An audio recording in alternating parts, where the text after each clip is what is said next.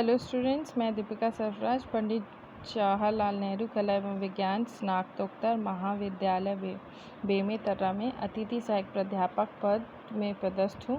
आज का हमारा टॉपिक है विक्रय प्रबंधन के दायित्व।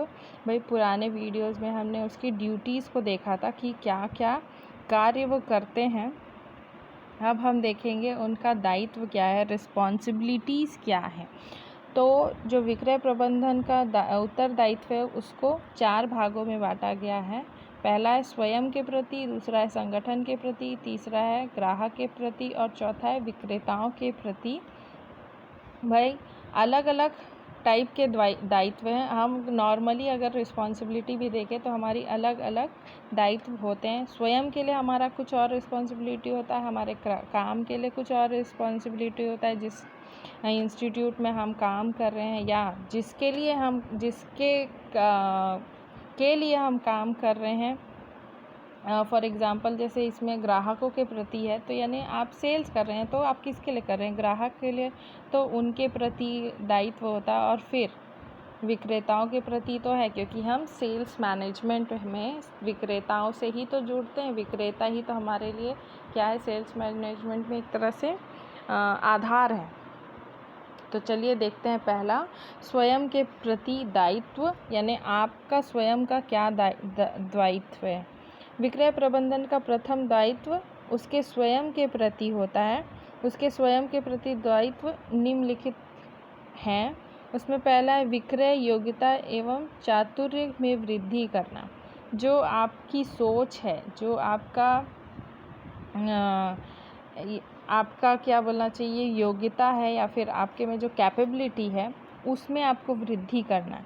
मैनेजमेंट करना है तो आप मैनेजमेंट में क्या नया इनिशिएटिव या इनोवेशन ला सकते हैं, क्योंकि मैनेजमेंट में आप नई नई टेक्निक्स अपनाते हैं।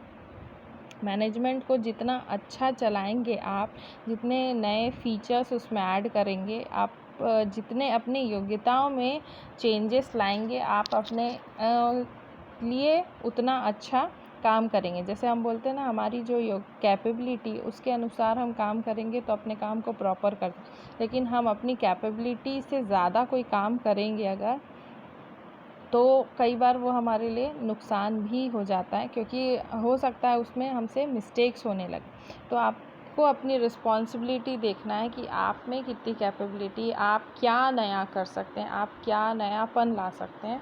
वो ही है पहला, विक्रय योग्यता एवं चातुर्य में वृद्धि करना। दूसरा है प्रबंधीय कौशल पर का विकास। जैसे पहले पॉइंट से आपकी योग्यता है तो अपने जो कौशल हैं, जो स्किल है, उसको आपको डेवलप्ड करना है। अगर आपने ड्यूटीज़ में देखा कि आपको क्या करना है, कहीं सेमिनार हो रहा है या कहीं पे कॉन्फ्रेंस हो रहा है, आप वहाँ जाके लोगों से सीखिए, लोगों से अपने स्किल को डेवलप करिए। आपको जो आता है ठीक है, उसके साथ आप और क्या ऐसा नया इनोवेट करेंगे अपने माइंड के साथ, जो आपको आता है उसमें और ऐसा क्या ऐड करेंगे कि आप और अच्छा अपना मैनेजमेंट को कर सकें, ताकि आपका जो गोल है वो और अच्छे तरीके से और फास्ट तरीके से कह सकते हैं, या फिर ज़्यादा से ज़्यादा आप उस गोल को अचीव कर पाएँ। तो इसलिए आपके स्किल को भी आपको डेवलप करना है। नेक्स्ट है स्वयं को विक्रय परिवर्तनों एवं विकास के अनुरूप सिद्ध करना। यानी अब आपको जो चेंजेस आ रही हैं, सेल्स में जो चेंजेस आ रही है उसके अनुरूप या एवं विकास के अनुरूप, जो डेवलपमेंट आप कर रहे हैं उसके अनुरूप आपको प्रूव भी करना है। भाई जो जो चेंजेस आती हैं मार्केट में, आप देख रहे हैं मार्केट में नए नए ट्रेंड्स आ रहे हैं। अब भाई जितने भी नए टेक्निक्स आ रहे हैं उसके कारण जो चेंजेस आते हैं, कई बार हैबिट्स में चेंज आ रहा है, तो आपको तुरंत चेंजेस लाना, उस चेंजेस के साथ अपने आप को प्रूव भी करना है, क्योंकि उस चेंज को आप कस्टमर क्या हो गया है कि तुरंत उनको कुछ नया चाहिए, कुछ नयापन चाहिए। पुराने से वो बहुत जल्दी उब जाते। पहले क्या था, जो कॉन्स्टेंटली यूज़ किया जा रहा है वो आप उबते नहीं थे, लेकिन अब के जो ग्राहक हैं या एक तरह से विक्रेता, उनकी डिमांड ही क्या होती है मैन्युफैक्चरर से कि हमको कुछ नया मिले, कुछ तो नया है, कुछ ऐसा जो हमको अट्रैक्ट करे।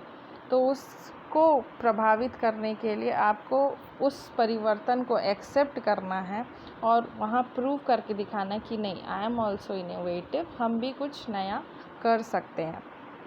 नेक्स्ट है मानवीय चेतना बनाए रखना। आप में पेशेंस होना बहुत ज़रूरी है और आपका जो माइंड है उसको आपको हमेशा ओपन रखना है, आपको क्लोज़ नहीं करना चाहिए। अगर आप खुले दिमाग के, आप हर चीज़ को एक्सेप्ट करना जानते हैं तो आपके लिए बहुत इजी होगा नए चीज़ को सीखने में। कई बार ह्यूमन नेचर क्या होता है, उस चीज़ को एक्सेप्ट नहीं कर पाता, हम कंजर्व रहते हैं, हमारा जो माइंड है, जो हमारी सोच है, उसको एक लिमिट में ही रखते हैं कि नहीं, जितना हमको समझ आ रहा है हम उतना ही करेंगे। लेकिन यहाँ पे मार्केटिंग मैनेजमेंट में खासकर अपने को नई चीज़ों को सीखने के लिए ललायत होना चाहिए। आपको नई चीज़ों को एक्सेप्ट करना है एकदम, मतलब अगर कोई बता रहा है उस चीज़ को तो आप सुनिए, जानिए, उसको एक्सेप्ट करिए, उसमें जो आप, अगर आपको में वो नहीं है तो आप उसको लाने की कोशिश करिए, चेंज करने की कोशिश करिए, तब आप एक प्रॉपर मैनेजमेंट कर पाएंगे। अगला है अपनी कमज़ोरियों एवं क्षमताओं का विश्लेषण करके उनमें सुधार करते रहना।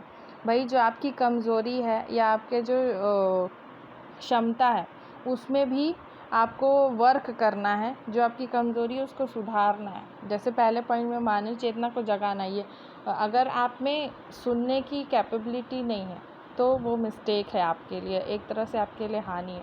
तो आपको अपने आप को क्या करना है, जो भी आपकी कमज़ोरियां हैं या फिर वीकनेस है उसको रिमूव करके उस मैनेजमेंट को अच्छा करना है, आपको अपने को विकसित करना है। तो आपकी जो भी मिस्टेक्स है उसको रेक्टिफाई करते चलेंगे तभी आप, क्योंकि गलतियां हर इंसान से होती है, हम मानव प्रवृत्ति के हैं, तो मानव से गलती नहीं होगी तो किससे गलती होगी भाई।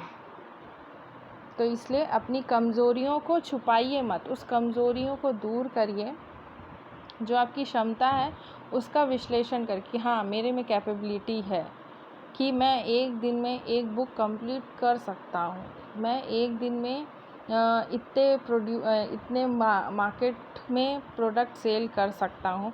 ये आपको एक टारगेटेड लेके चलना है। नेक्स्ट है आत्मविश्वास करना ताकि चुनौतियों का पूरी क्षमता के साथ सामना किया जा सके। भाई अब आपको जो कमज़ोरी आपने उसको दूर किया, फिर आप में एक सेल्फ कॉन्फिडेंस होना चाहिए। आप ओवर कॉन्फिडेंट मत हो, लेकिन आप में इतना कॉन्फिडेंट होना चाहिए कि जब भी आपको प्रॉब्लम्स आएगी आप उस प्रॉब्लम से लड़ पाओगे। कई बार क्या होता है, प्रॉब्लम आई, हम लोग डीमोरलाइज होके उस प्रॉब्लम में और घुस जाते हैं और वो प्रॉब्लम हमको क्या है डुबा देती है।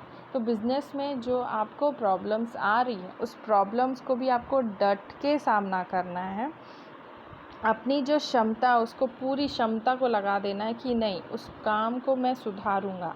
क्या होता है, जैसे अगर प्रोडक्ट की डिमांड डाउन हुई तो आप टूट जाते हैं या फिर डीमोरलाइज होके क्या है मार्केट से हट जाते हैं, आप कुछ इनोवेशन करना ही नहीं चाहते हैं। लेकिन आपको एक्सेप्ट करना है कि आप में वो कमज़ोरी है और उस कमज़ोरी को दूर करके आपको कुछ नयापन लाना है। तो इसलिए बी मोटिवेटेड, हर छोटी से छोटी चीज़ हमको कुछ ना कुछ सिखाती है, तो सीखते चलना है आपको। नेक्स्ट है स्वयं को एक अच्छे विक्रय प्रबंधक के रूप में सिद्ध एवं प्रदर्शित करना है।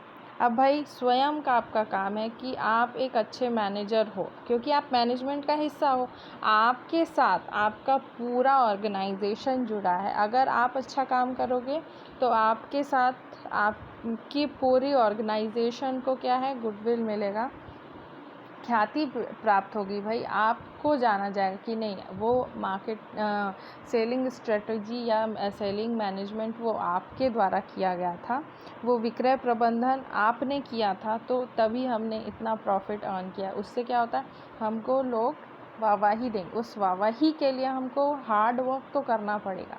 विदाउट हार्ड वर्क कुछ नहीं मिलता आजकल, क्योंकि आजकल हर छोटी सी छोटी चीज़ लोग कॉपी करके वाहवाही बटोर लेते हैं, लेकिन आपको उनसे कुछ अलग करना है ताकि आप अलग पहचाने जाओ। तो ये था आज का टॉपिक। इसका नेक्स्ट संगठन के प्रति हम नेक्स्ट वीडियो में बनाएंगे। So thank you, be safe, be healthy.